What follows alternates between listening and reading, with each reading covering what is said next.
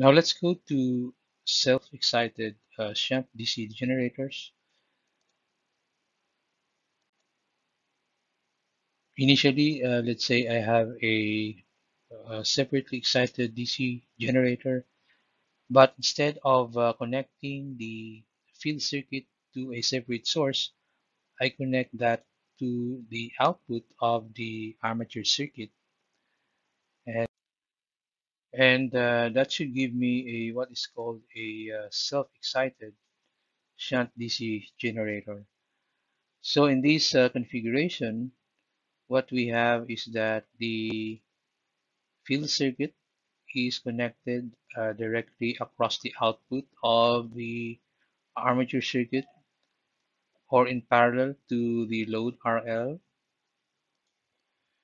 But why should do it like this? Well, obviously this is a much simpler circuit. In the first place, I wouldn't need a separate source for the field circuit because it gets its excitation from the output of the generator itself. So these are the working equations for these configuration. Now, the big question here is how does EA develop if I sub F that produces the field is initially zero? Uh, so how where are we going to get I sub F if I sub F is coming from EA that is coming from the flux produced by the field circuit? So that's a big question there. Well, if you happen to do a little experiment when you were in your high school or yes, in your high school days in physics, you tried to magnetize a piece of nail by putting a coil through it and running current through the coil, and the nail becomes a magnet. You would notice that after switching off the current, the nail stays magnetic and is still able to attract ferromagnetic materials. Okay. So the same situation is we have in our DC generator. So let's say this generator has been used before, so such that there's actually a small flux that is a leftover flux that is inside the field poles. So we call that flux a small amount of flux, a residual flux. Okay, that residual flux uh, will reach the armature windings, and since the armature windings are moving, okay, so remember the armature is connected to a prime mover, that will give rise to a small voltage EA. So we call it a residual voltage, and because of that voltage, small voltage, that will give a uh, that will create a small I sub A, which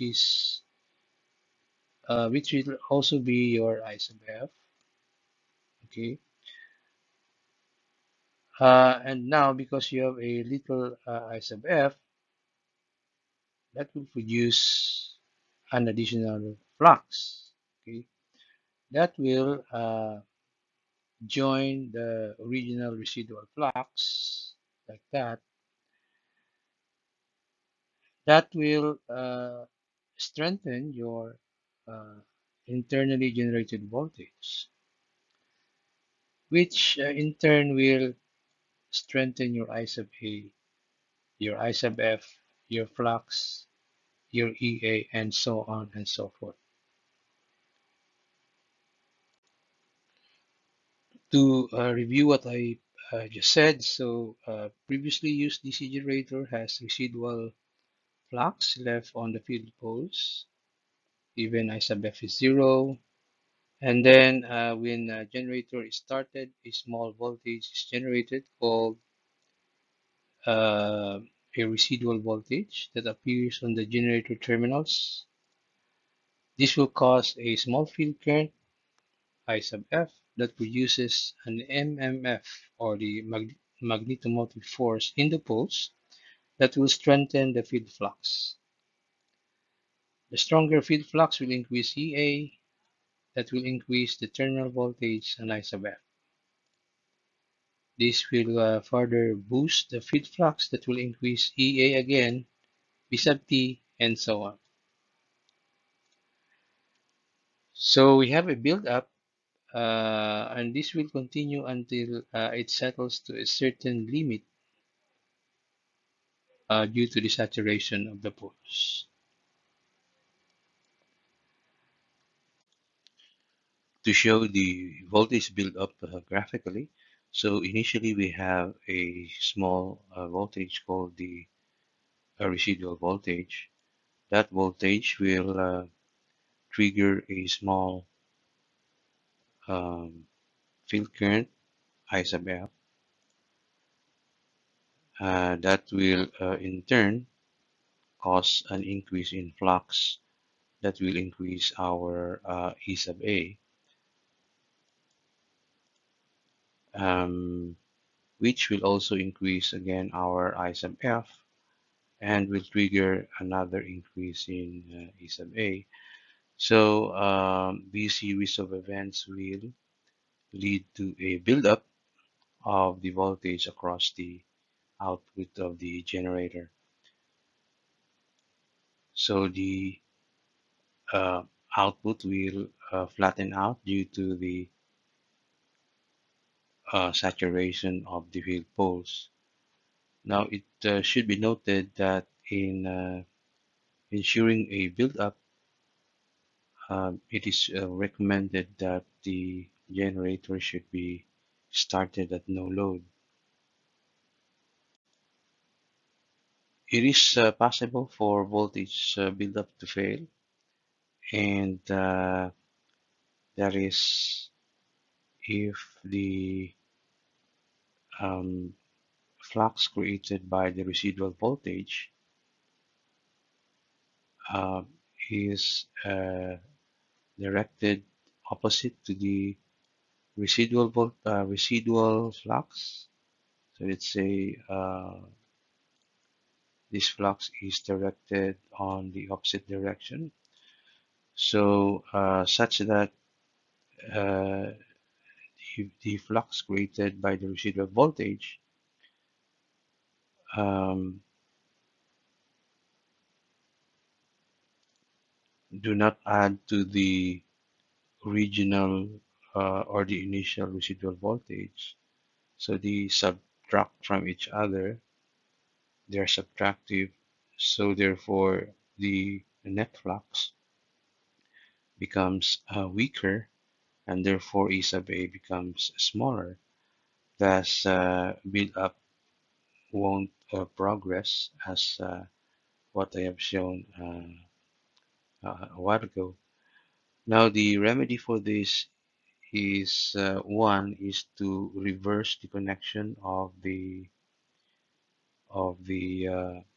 field circuit. So we need to disconnect it first from the output uh,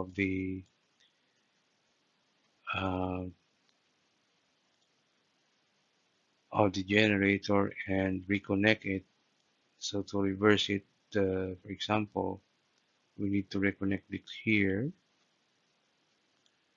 and this one is we reconnected there, so that's how we reverse it. So this will create a reverse I sub f in that direction, and therefore it will restore the direction of the phi, or the flux produced by I sub f, and that will add to the initial residual voltage.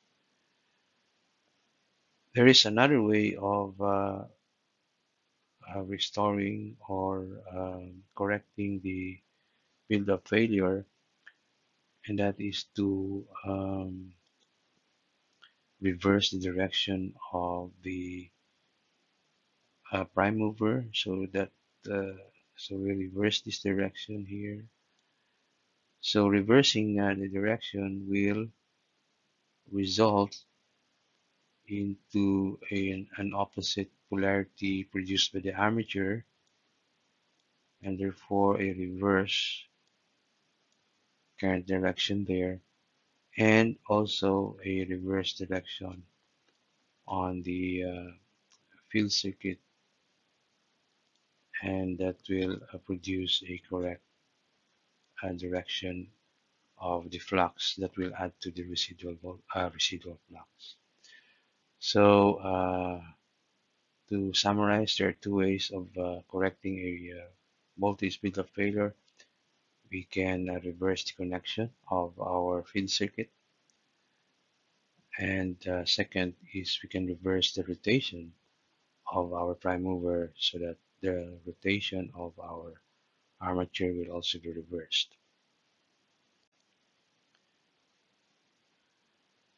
Okay, so let's go to the working equations for our generator. Now for no load, this is our working equation. So by KVL, we could write this. So our EA is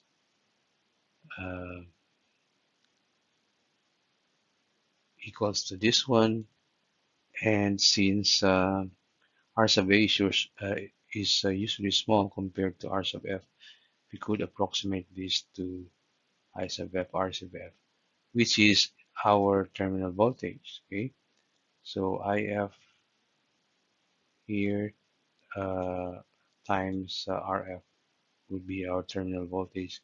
Remember that for a steady state, this L sub F is effectively a short circuit, so that we are left with the element R sub F there. Let's say I want to know what is my EA, IF for a particular machine. So the way to do this is first we plot this equation. So this equation always occurs regardless of what machine are we dealing with, provided it is a self-excited shunt DC generator. So we use these working equations that came from KVL. So we plot that equation. So it is a straight line. Now for a particular machine, there is always a corresponding um, magnetization curve. So we plot that as well. So this is the magnetization curve. And that will produce an intersection for the two curves. That intersection will give us the exact values for our EA, which is approximately equals to our terminal voltage at no load. That will also give us our I sub F here.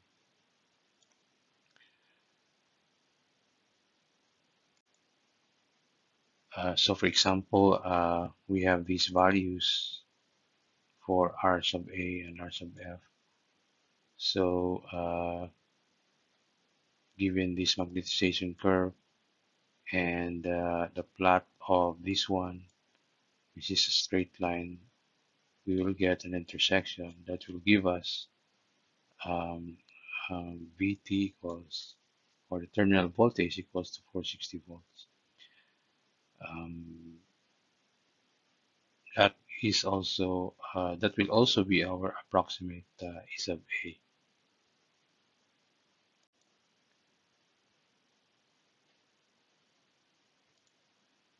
We're still at no load, so let's say we're going to get the slope of this straight line. We can do that by differentiating our working equation, and that should give us this one. Now, so the slope is actually approximately equals to our field circuit resistance. And then we compare that slope to the maximum slope of our magnetization curve. Okay. So there is an important thing to note here, that if R sub F, or to be more accurate, RA plus R sub F is higher than the maximum slope of the magnetization curve, a voltage buildup will not occur. Or to say it in another way, a voltage buildup will only occur if our R sub F is less than the maximum slope of the magnetization curve. So this is another condition in ensuring a voltage buildup, and that is to have an R sub F that is less than the maximum slope of the magnetization curve when we start our self-excited shunt DC generator. So RF line, so the line that we create out of this equation, we call that our RF line, because plotting that will give us a straight line. Take note that at no load, our EA is approximately equals to our terminal voltage. So we have VT equals IFRF. So the slope of the line is equals to R sub F, and should not exceed the maximum slope of the magnetization curve, so that voltage buildup will succeed. And the intersection of the two lines at no load will give us these specific values of EA, VT, and I sub F. And E sub A there happens to be roughly equals with our terminal voltage. Now let's connect some load to our generator and write the working equation for this loaded generator.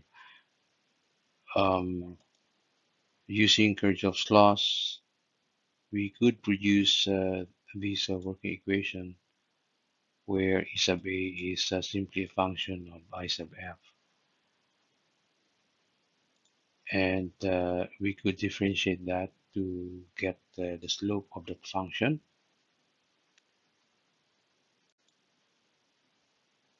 Now,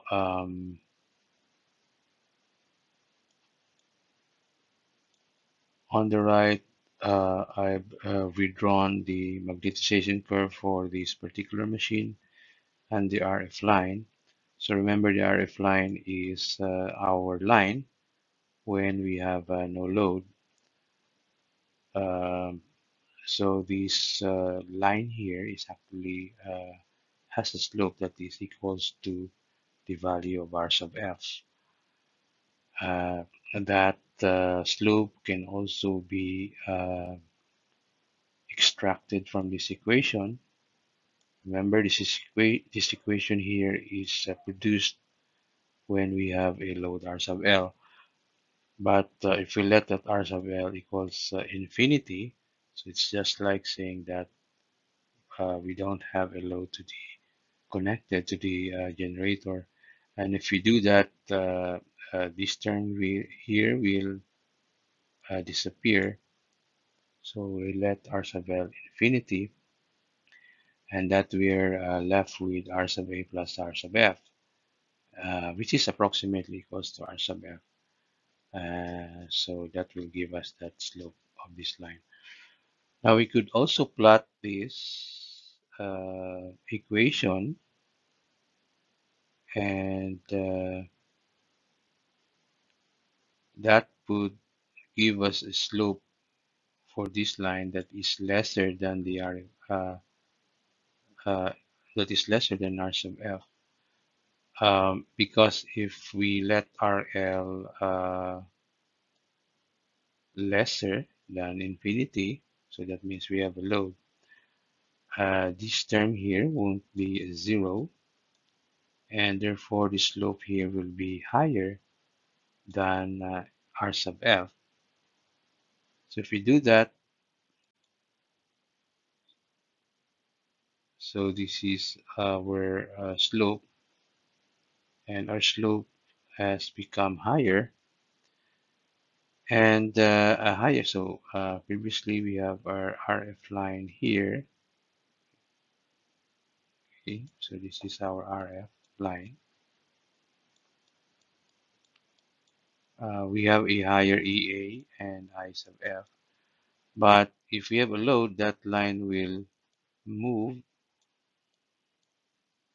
and that will create this line. And because the slope has increased, so the slope is greater than R sub F, that will give us a lower EA compared to this one, and a lower I sub F as well. So this will result to a lower steady state values for E sub A, I sub F, and V sub T.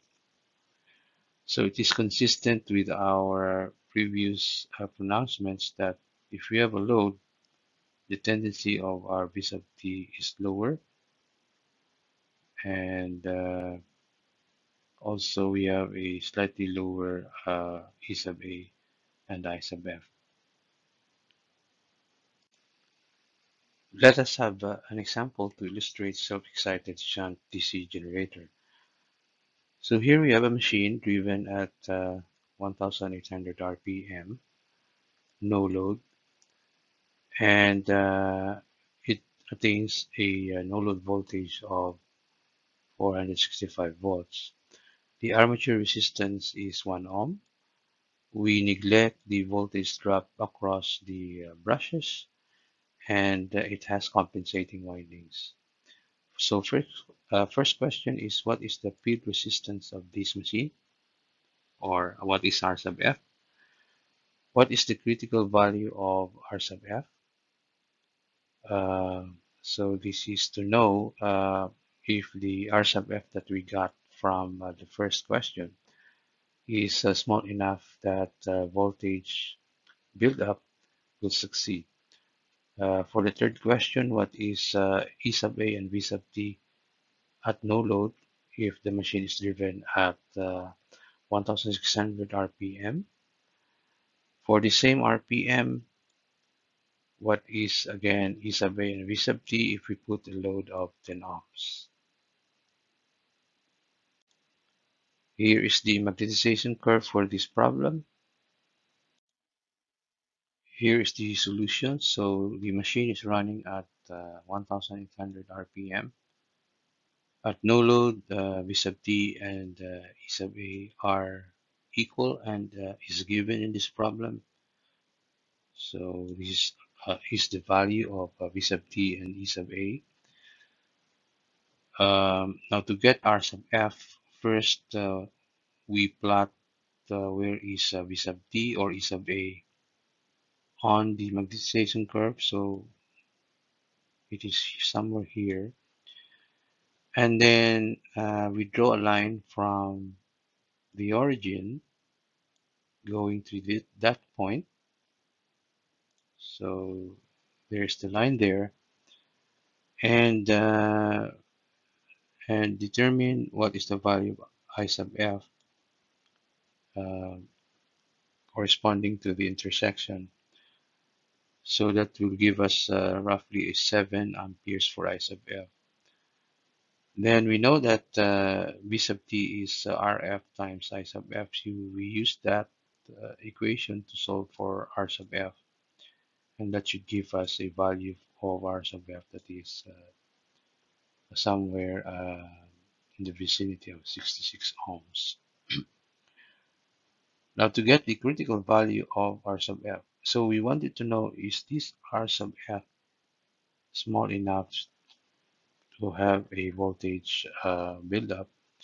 So we need to know what is the critical value of R sub f. So we try to figure out what is the maximum slope of the magnetization curve.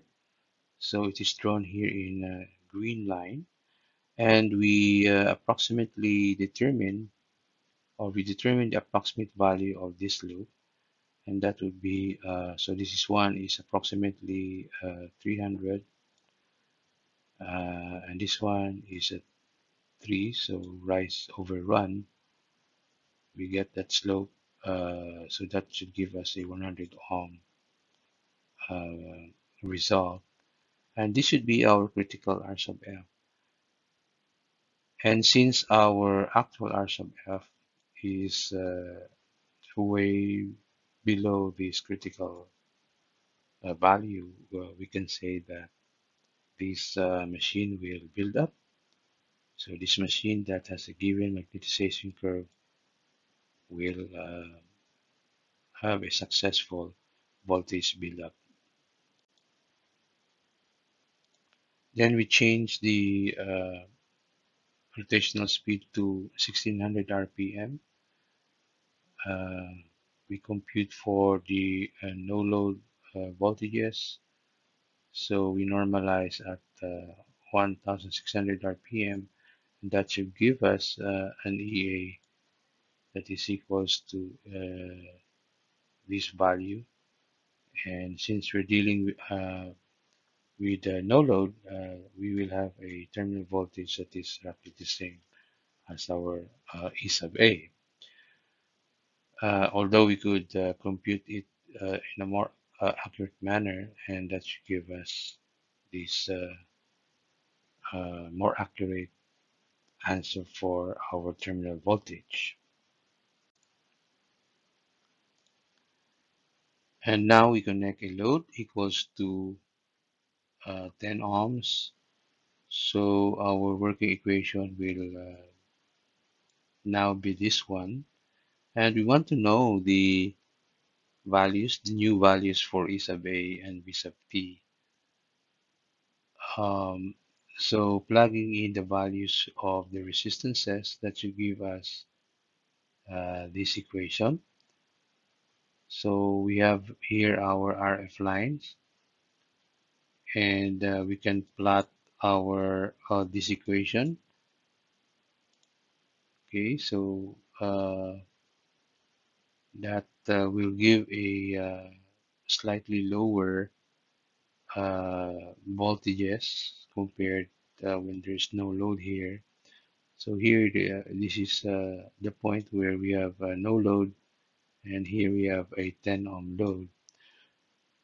So getting the intersection, that should give us a value of E sub A that is equals to 430 volts, and normalizing that to 1600, we should get an E sub A that is this one. Now we could also compute for I sub f. We can use the equation to compute I sub f,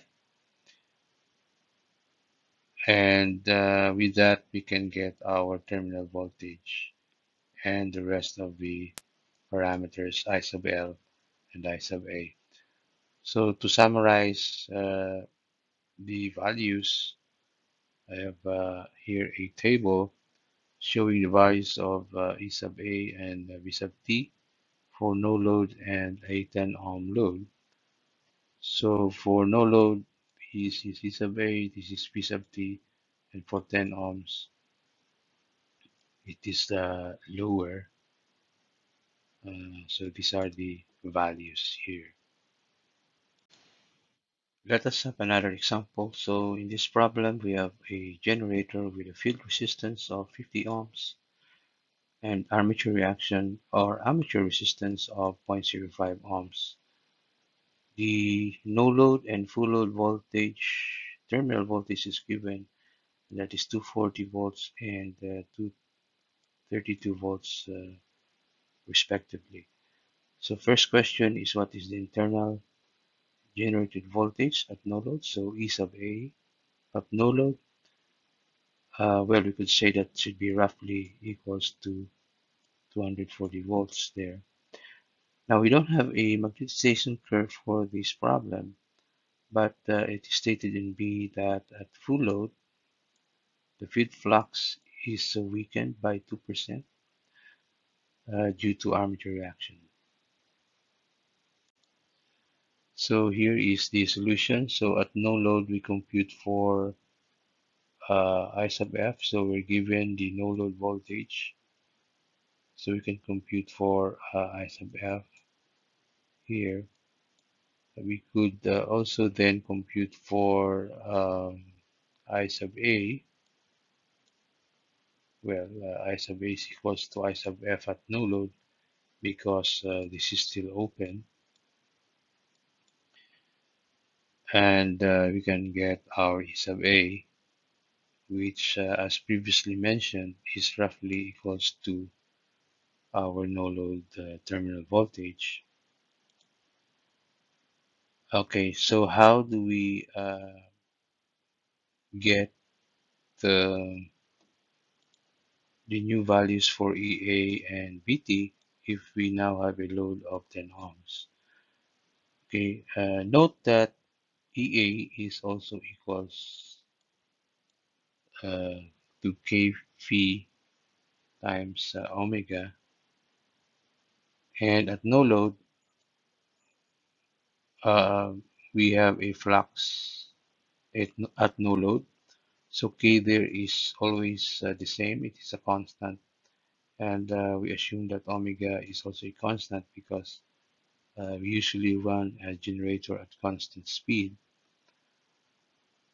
Okay, so again at no load we have EA corresponding to a flux that is also that has an effective value equals to phi at no load.